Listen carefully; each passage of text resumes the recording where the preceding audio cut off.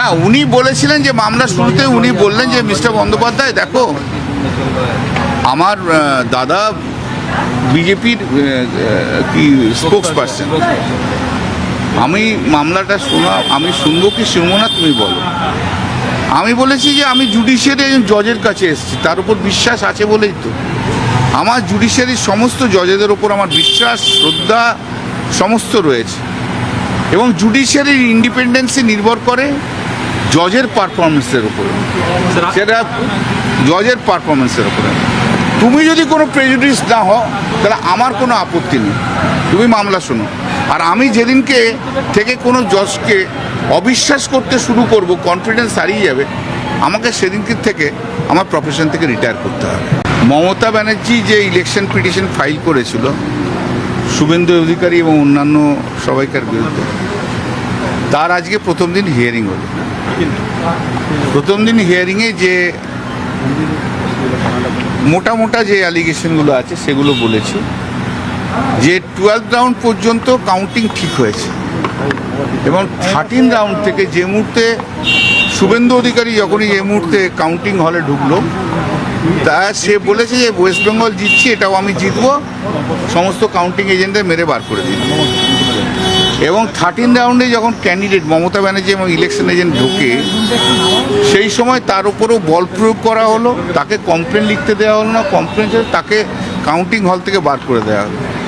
এবং 13 রাউন্ডের পর থেকে সমস্ত কাউন্টিংটাই সব ওনার ফেভারে গেল। এটা অ্যাবনর্মাল যে 81% ভোট ওনার ফেভারে গেল, অ্যাবনর্মাল একটা। সেকেন্ড যেটা হলো,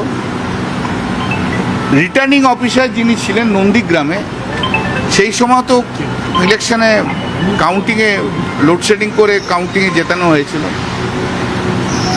সেই রিটার্নিং অফিসারকে এখন হঠাৎ 2 মাস আগে ভবানীপুরে রিটার্নিং অফিসার করে নিয়ে গেল।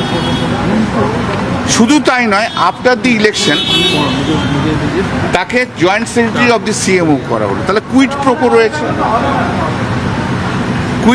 রয়েছে, তাহলে রিটার্নিং অফিসার আমরা যে অভিযোগগুলো করছি চুপচাপ বসছিল, that is proof. Likelihood of biasness রয়েছে। সিমিলারলি চিফ ইলেকটোরাল অফিসার যে গোটা ইলেকশনটা কন্ডাক্ট করেছিল, যে ইলিগালি সমস্ত ট্রান্সফার করেছিল, যেগুলো চ্যালেঞ্জ করেছিলাম আমরা যখন হাইকোর্ট বলল যে না এটা ইলেকশন পিটিশনে নেওয়া যায়, সেই চিফ ইলেকটোরাল অফিসার ওনার চিফ মিনিস্টার হওয়ার পরে ইমিডিয়েটলি তাকে চিফ সেক্রেটারি করলো, এবং একসঙ্গে চিফ সেক্রেটারি এবং চিফ ইলেকটোরাল অফিসার ছিল। তাহলে কুইট প্রোকো রয়েছে। সুব্রত গুপ্ত যাকে স্পেশাল অবজারভার করা হয়েছিল, সেই স্পেশাল অবজারভাররা ওনার সুপারভিশনে শুধু ভবানীপুর বিধানসভা থেকে প্রায় 44,000 ভোট ডিলিট হয়েছিল, আর মমতা ব্যানার্জি হারলো 14,000 ভোট। ওনার সম্বন্ধে 15,000 সামথিং, ওনার সম্বন্ধে বিভিন্ন অভিযোগ করা হয়েছিল। এখন দেখা গেল যে মুহূর্তে ইলেকশন হয়ে গেল, সে তাহলে চিফ মিনিস্টারের চিফ অ্যাডভাইসার হয়ে গেল। তাহলে বায়াসনেসটা, likelihood of biasness from the administrative side is very clear. Bias, complete bias. ওনাকে জেতানোর জন্য যা যা ফেভারিটিজম করার দরকার সমস্ত সিইও করেছে, রিটার্নিং অফিসার করেছে, এবং সুব্রত গুপ্ত করেছে। আমার মূল আর্গুমেন্টটা ছিল আজকে যে এই যে 13 রাউন্ড থেকে মারপিট করে বার করে দেওয়া হয়েছে, সেটা কোত্থেকে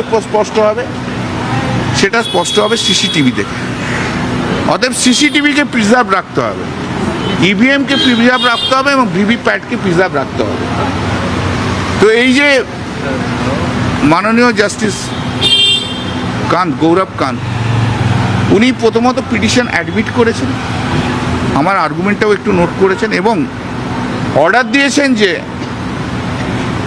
সিসিটিভি, কাউন্টিং হলের সিসিটিভি এবং বাইরের যত সারাউন্ডিং ক্যামেরা আছে সব ক্যামেরাগুলোকে প্রিজার্ভ করে রাখতে হবে, ইভিএম মেশিন প্রিজার্ভ করে রাখতে হবে, কন্ট্রোল কি একটা আছে ওটাও প্রিজার্ভ করে রাখতে হবে, আর ভিভিপ্যাট প্রিজার্ভ করে রাখতে হবে, এবং এইগুলোতে কোনো রকম যেন ডিস্ট্রাকশন না হয়, তাহলে court will taken serious action.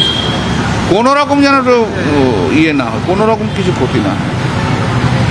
4 সপ্তাহের মধ্যে ওদেরকে এফিডেভিট দিতে বলেছে এবং 2 সপ্তাহের মধ্যে 4 সপ্তাহ পরে রিপ্লাই দিতে বলেছে, 12 সপ্তাহ পরে মামলা আসবে।